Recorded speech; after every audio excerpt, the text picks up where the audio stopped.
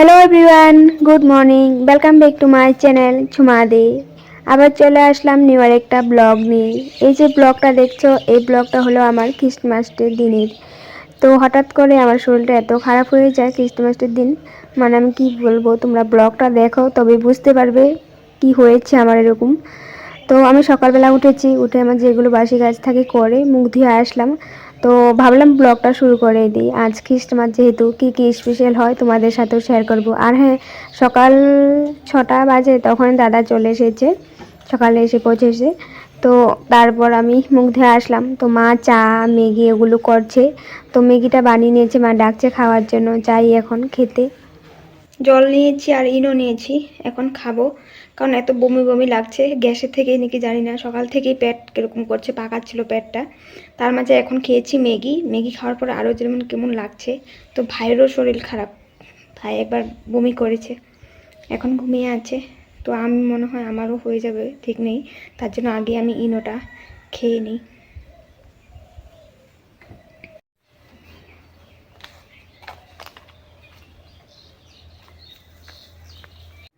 আর আমি বেশি জলে ইনোটা খেতে পারি না, তার জন্য ছোটো গ্লাস করে নিয়েছি।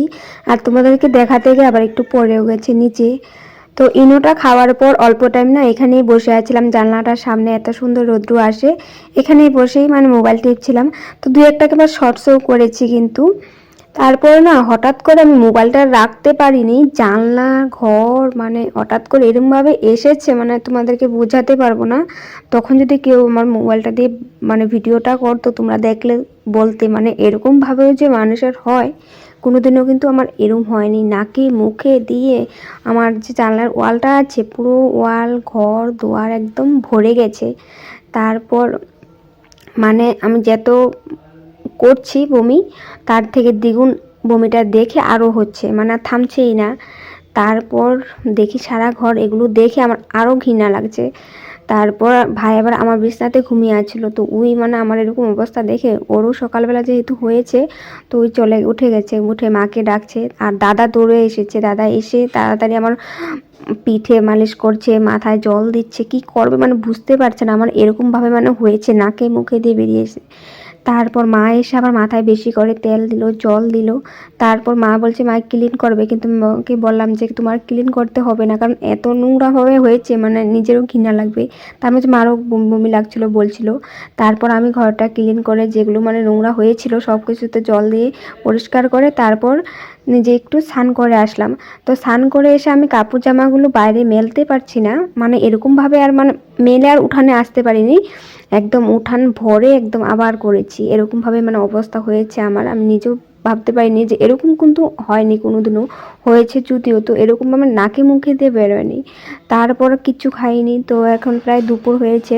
তো আমার কীরকম লাগছিল, তারপর মা আমাকে আবার একটু লেবুর শরবত করে দিল।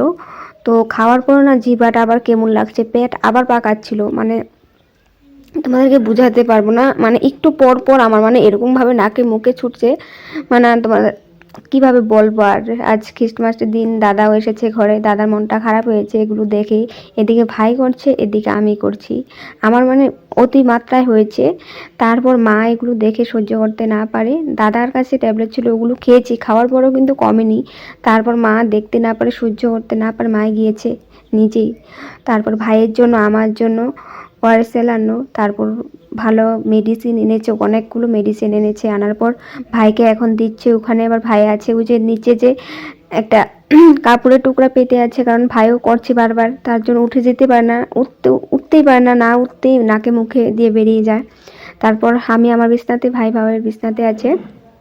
তারপর এখন ভাইকে মেডিসিনগুলো দিচ্ছে, বলছে যে ওআরএসএলটা দিয়েই মেডিসিনগুলো খেয়ে নে, আমাকেও বলছে, কারণ জলও খেতে পারি না, শরবতও খেতে পারি না, মানে কিছু মানে সারাদিনটা গেল, এখন সন্ধ্যা হয়ে গেছে। মায়ের ওষুধপাতি আনলো, আনার পর ওষুধগুলো দিল, ওআরএসএল দিয়ে খেলাম। খাওয়ার পর যেমন একটু মানে ভালো লাগছিল, তো মানে একটু লড়াচড়া করতে পারছিলাম, কথা বলতে পারছিলাম, ট্যাবলেটগুলো অনেক ভালো ছিল। ভাইয়েরও কমেছে, আমারও কমেছে এখন। তারপর একটু গিয়ে মানে সামনের রুমে একটু বসে আছিলাম। আর দুপুরে যে বললাম না কাপড় মেলার সময় যে মানে উল্টে এরমভাবে পেয়েছিল, নিজেকে সামলাতে পারিনি, মাথা ঘুরে উল্টে পড়ে গেছিলাম পাকাতে। তখন একটু হাতে আবার ব্যথা পেয়েছি।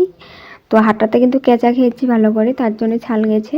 তারপর যখন একটু ভালো লাগছিল, তো দাদা যেহেতু এসেছে, তো খারাপও লাগছে, ওরও মনটা খারাপ হয়ে গেছে আমাদের দুজনের এরকম ওই আসার সাথে সাথে দেখতে পেলো।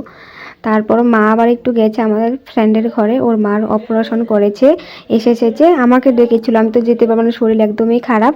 তারপর মাকে বললাম তুমি একটু দেখা করে গিয়ে আসো। তারপর মা গেছে, তো মা আমাকে সব কিছু রেডি করে দিয়ে গেছে হালুয়া বানানোর জন্য। দাদা যেহেতু এসেছে, একটু ভালো না বানালেও তো হয় না। তারপর দুধটা একটু গরম করে হালুয়াটা আমি বানিয়ে নিলাম, সব কিছু মাই রেডি করে দিয়েছে, আমি নাড়াচাড়া করে একটু বানিয়ে নিলাম। তারপর মায়ও দেখা করতে যেহেতু গেছে, দেখা করে চলে এসে মায়ও আজ সারাদিনে কিছু খায়নি। মানে আমাদের এরকম অবস্থা দেখে কার আর খাওয়া যাবে পেটে, মানে এরকম করছি আমরা দুই ভাই বোনে, নিজেরও তো একটা ঘৃণা ভাব আসে। তো আমরা তো কিছু খাইনি দুজনে। তারপর বাবাকে বলে দিয়েছিলাম কমলা আনার জন্য, বাবা কমলা এনেছে। বাবা ওই সব দেখে মানে বিকেলবেলা যেরকমভাবে করছি আমি, তো বলছে যে কমলা খা, মানে আমি কমলা খেতে পছন্দ করি এসব টাইমে। তারপর আর তখন তো খাইনি, ওয়ারেসেলটা খাওয়ার পর আমি একটা কমলা খেয়েছি। আর এখন যে হালুয়া বানাচ্ছি এগুলো কিন্তু আমি খাবো না, কারণ আমি মিষ্টি জিনিস একদমই খেতে পারি না। মিষ্টি জিনিস, গন্ধ পাস, আমি একদমই এগুলো সহ্য করতে পারি না। তারপর দাদার জন্য, আর হালুয়াটা বিশেষ করে আমি দাদার জন্যই করছি। আর মাও যেহেতু সারাদিন কিছু খায়নি, আর ভাইও কিছু খায়নি, মা আর ভাইও তো একটু কিছু খেতে হবে। আমি খেতে পছন্দ করি না, আমি আর খাবো না। তারপর বানানোর পর আমি দাদাকে হালুয়া দিয়ে দিয়েছি মুড়ি দিয়ে। তারপর ছোটো ভাইকেও দিলাম, ভাই বলছে মুড়ি খাবে না, তবু অল্প একটু দিয়েছি, আমি বলছি যে খা, সারাদিন কিছু খাস নেই। তারপর একটু খেয়েছে।